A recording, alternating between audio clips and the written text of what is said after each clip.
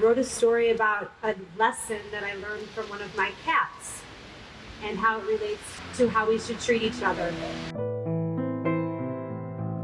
I grew up on a farm and we had a lot of cats. One time we had 32 at one time.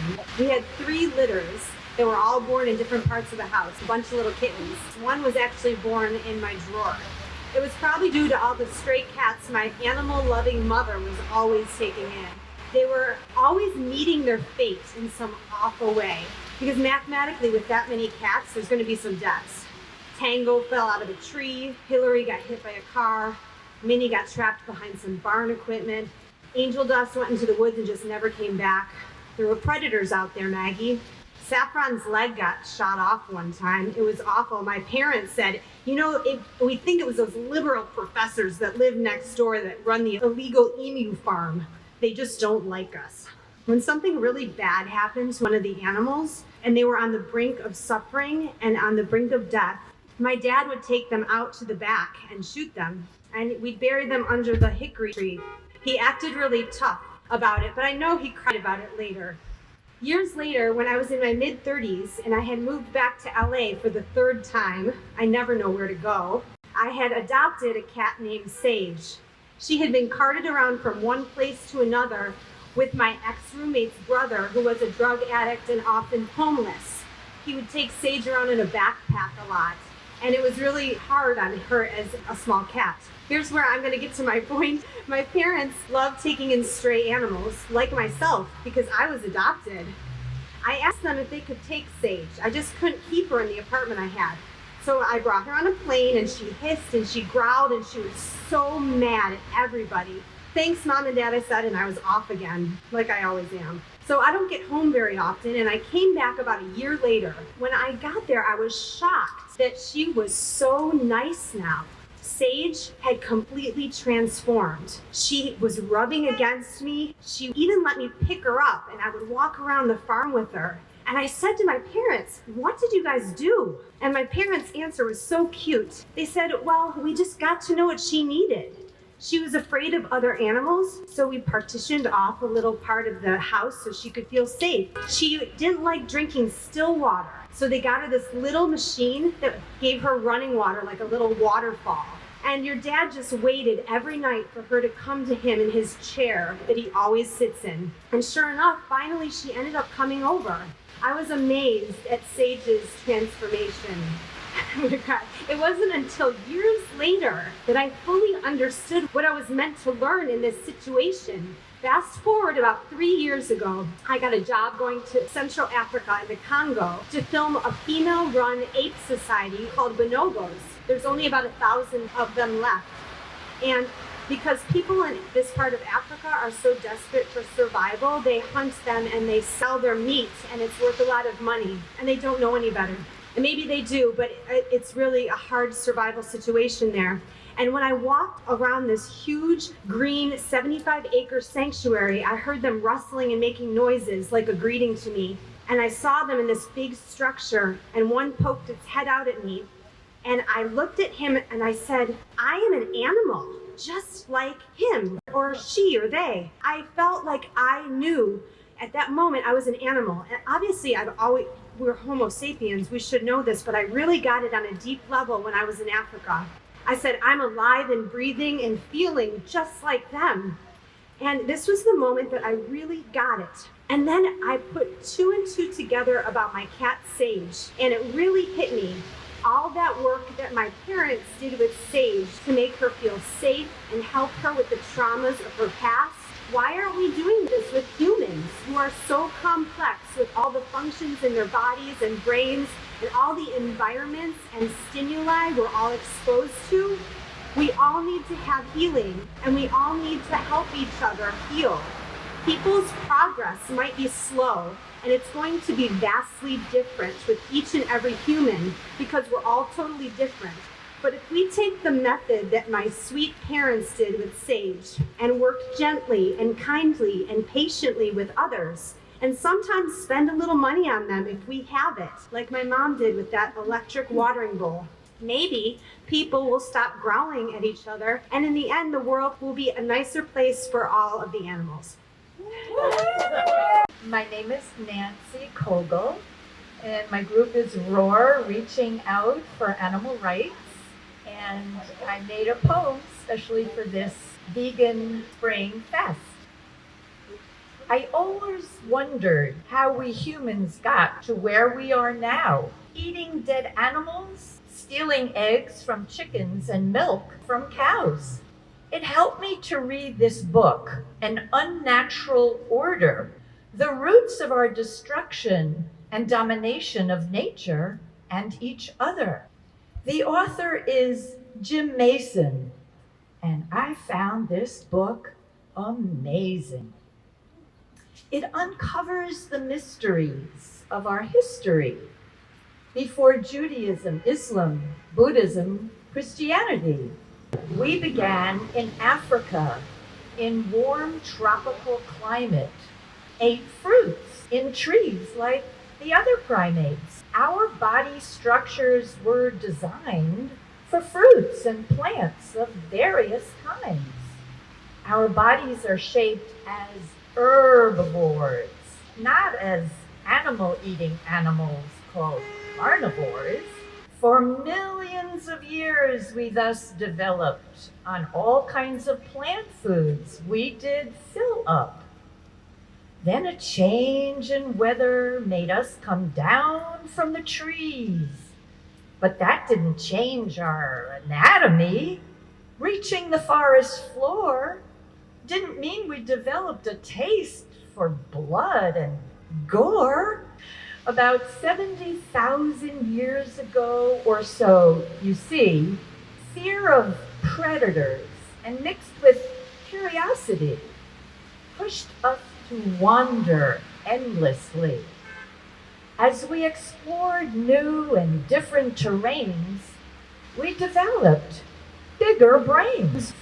With bigger brains, we looked around and were amazed at what we found. Nature, both near and far, sun, moon, and stars, and more. Of all these things, we were in awe. It gave us things about which to ponder, filled our imaginations with awesome wonder. And of all the world's amazing features, we particularly noticed other creatures: gazelle, sheep, pigs, deer, wolves, snakes, fishes, bears, even tigers and lions whom we feared. In awe of nature and her amazing creatures. But all that changed in our hearts and brains when from nature we disconnected. I'll share with you my perspective. After millions and millions of years, maybe 8 or 9, our species reached a critical time. Humans began to wander from Africa, our true home, and yonder. Some of us wandered way far north. In the cold, we froze. We were truly lost. Women happened to be the best foragers, knew the seasons, where and when the fruits matured. Because of this, men thought we women were gods, especially when new life, babies, came from our bods. Men didn't give birth, felt a diminishing sense of self-worth, felt a need to compensate for this lack, to get their sense of self-worth back. Combined with the cold and lack of vegetation, men decided to copy the cats, and without hesitation, became copycats. Though speed, jaws, claws, and digestive tract they lacked. This happened not millions, but only about 40,000 years ago, when the world's ills were birthed and started to grow. These men picked up a stone and gave it a throw, took an arrow and launched it through a bow. Men lurked in the shadow, shadow, shadow, hunting a cow, a lamb, or a doe, mimicking the lion, the carnivorous pro. Ego's shadow, racism, sexism, starting to grow. All the world's evils waiting in tow. Going out on a hunting spree, men had to disconnect their empathy, did rituals to give and receive pain to and from each other, hardened their hearts again and again, uncle, son, father, brother. This began a time on planet Earth when humans treated animals as if they had no worth. We tortured them when they were alive, exploited them for food, clothing, stole their milk, eggs, fur, and their hides. For this violent sacrifice, we ourselves were denied true inner worth and a sense of pride.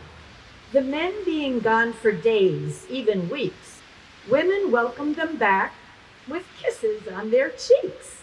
Bringing back a dead body instead of spinach or kale helped men feel even more superior to the relatively weaker female. Hunting for a few thousand years. Then a new form of violence, superiority to animals and women, appeared. From hunting and killing all different kinds of species, men saw their chances of feasting increasing by following one particular kind of herd. Their food source, meat and milk, was ensured. Dominating women, animals, the line became more and more blurred. So from hunting to herding, hurting, hoarding, all very disturbing. Those humans who had before settled more south and east made grains, legumes, and peas their feast, some producing a surplus, too much for one family to eat. But back up north, the herbivorous animals needed fresh grazing lands. The grass got used up, so this made demands to constantly move further south to warmer climes, more sunshine, lusher lands with people with tans. Any humans they encountered who were in the way of water or land for their herd, the same violence used against animal kin they used to get the last word. To this fake hierarchical structure already absurd, they added racism to justify cruelty in response to the rage they incurred. The mindset of being willing to kill and the competition between herders created ill will. On horses, they moved cattle south and across Eurasia, starting with violence to animals. They didn't hesitate to invade you. Raping, stealing, killing became these herders' means to raid you. Some settled down, made a home, called the land their own, built fences so their animals couldn't roam. Animals became a form of exchange. Money, capital, living beings, and now caged. They designed a hoe, then a plow, hitched it to an ox or a cow. Slavery, work, confinement did grow, adding to animals many sorrows. Owning beings who couldn't fight back, was the beginning of us humans veering off track. Animals, women, people of color no longer free. Owners of animals invented private property. Capital, wealth, measured per capita or head of a goat, sheep, or cow. Now, the most ruthless were with wealth and power endowed. Domestication we call domes-icration, divided the world into tribes, states, kingdoms, and nations. We humans lived on death like vultures. About 10,000 years ago, the beginnings of animal agriculture. This indeed was an unnatural order. We call it animal agri-torture. By causing suffering to animals, some made a fortune. This was the beginning of the biggest division between those who owned others, thought they were the winners, and everyone else, we were their prisoners, trapped by this system of dominionism. Our mission to bring criticism and wisdom to liberate us all from this imprisoning system. Wealth was measured by number of animals owned. They reproduced and were bred, increasing the number grown. Measured by head or cap, milk, eggs, and dead animals' meat they did extract. The owners of this capital wealth never considered the horrors for animals, nor the assault on our health. They never considered the destruction of land, the wars that ensued, and the workers' demands.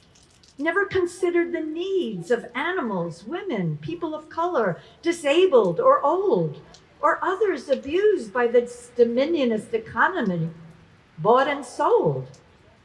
So how are we going to stop it now?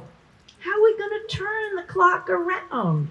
How are we going to end animal cruelties, dominionism, racism, sexism, brutalities?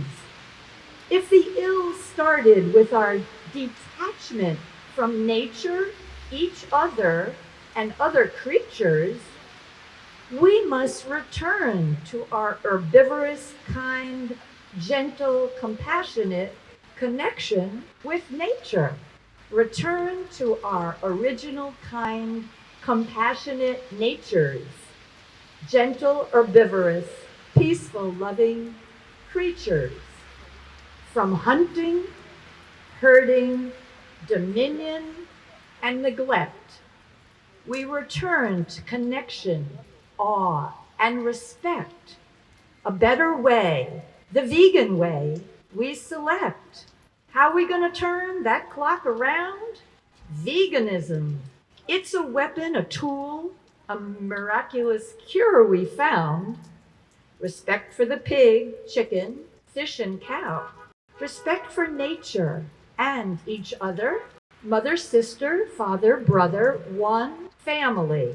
Veganism is a practice, a philosophy, a revolution of social justice in society.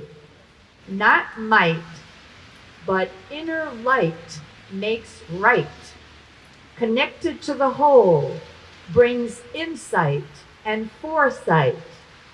Back to the garden, a community of beings. With joy and love, the spirit grows wings. Here's to our vegan, peaceful, loving, egalitarian, communally shared world. Our vision is clear as our banners unfurl. Hope you enjoyed this history of our human species. May your activism expand as your understanding increases. Love to you all and to every being on earth, uniquely precious and of infinite worth. Thank you so much. Hi, my name is Michael Chea. I'm originally from Liberia and I live here in New York. Just joining you guys. I think today is like a one-day course. Just coming to take a class. I think I learned a lot in the past, I think 2-3 hours. It's been amazing. Things that I thought about, things that are happening now that I don't understand even in my own country. Like the Chinese are going fishing. For example, fishing is a two thing. The fish in Senegal right now, all the Senegalese fish depleted. Now there's something going on with the government just on a new contract to get the Senegalese trying to fish in our sea. So it's a problem right there. You got local subsistence farmer, fishermen are complaining about that. So it's an issue right now because we still have more fish the fish have left ran from Senegal and came into the Liberian water because it's safer.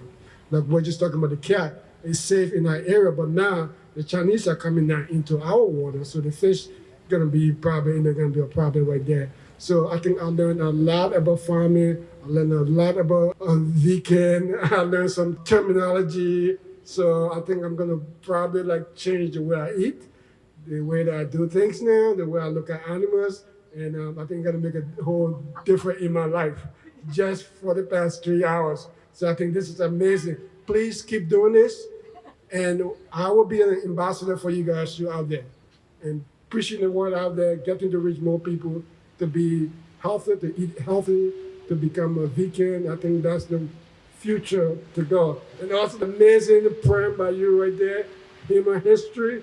Oh, that's amazing. It just gave me a whole scope of where we're coming from Africa all the way to now, look at the human history and where we are now. And I think if we go back, because traditional people stay in Africa, they're still eating healthy. And you can see, people are there right now still the same way, moving on.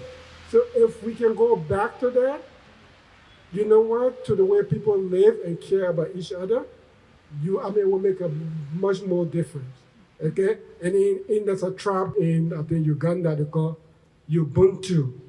It means together, we all go together. You know, we cannot go together by ourselves, but we go together in a group, and much better, and we can accomplish a lot if we go together in group. So I say, Ubuntu. Thank you. For hundreds of millions of years, the world was a jungle. In hundreds of millions of years, you were either prey or predator. And even the predators had it horrible. The predators had to fight and kill for their food. It's pretty rough, even on the lions. But one species that lived in the trees had very strong arms that no other animal has. And approximately 1 million years ago, very roughly, it's an order of magnitude, this creature came down from the trees and started using weapons, primitive stones, primitive things. That went on for hundreds of thousands of years. Only roughly 100,000 years ago, this creature discovered the spear and how to make better tools. It took several 100,000 years of this dumb creature coming down to be able to invent the spear. And 100,000 years ago, the spear was the nuclear weapon of the world. What a group of men could do with spears was extraordinary. You had the Neanderthals could kill elephants. They could kill lions, the cave lions in France. They were called cave lions because they lived in the caves. When the Neanderthals arrived in France with their spears, the cave lions disappeared in 1,000 years after people with spears arrived. And the people then lived in those caves, and that's why you have those incredible Neanderthal paintings in the cave. But anyway, our species has become incredibly evolved. And in only the past 100 or 200 years, people have been struggling less for a living. This species doesn't have anything to be ashamed of as individuals. But mankind has extraordinary power. In World War II, the Germans, for example, they built the V2 rocket. The V2 rocket could reach 4,000 miles an hour and it reached the lower reaches of space.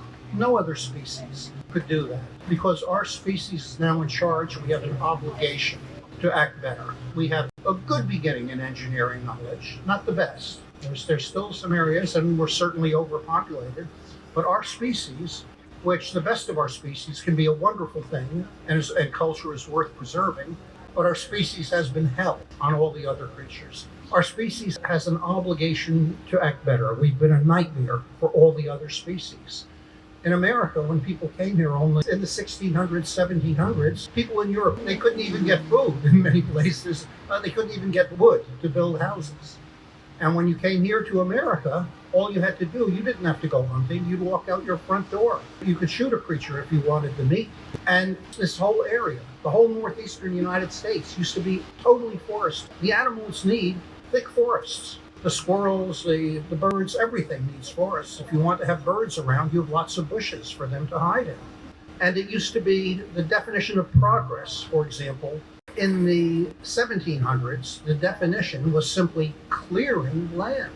If you took down all the trees and you had fields that you could cultivate, you had rather poor dirt roads, but you had them, that was considered progress. And you had the newspapers here in the Northeast around 1800 were showing, for example, that Dutchess County, where I'm from, that approximately 90% of the desirable land in Dutchess County, the good land, had been cleared. They thought mankind was going. They thought it was the epitome of progress. Anyway, now mankind is in a total position of power. People eat.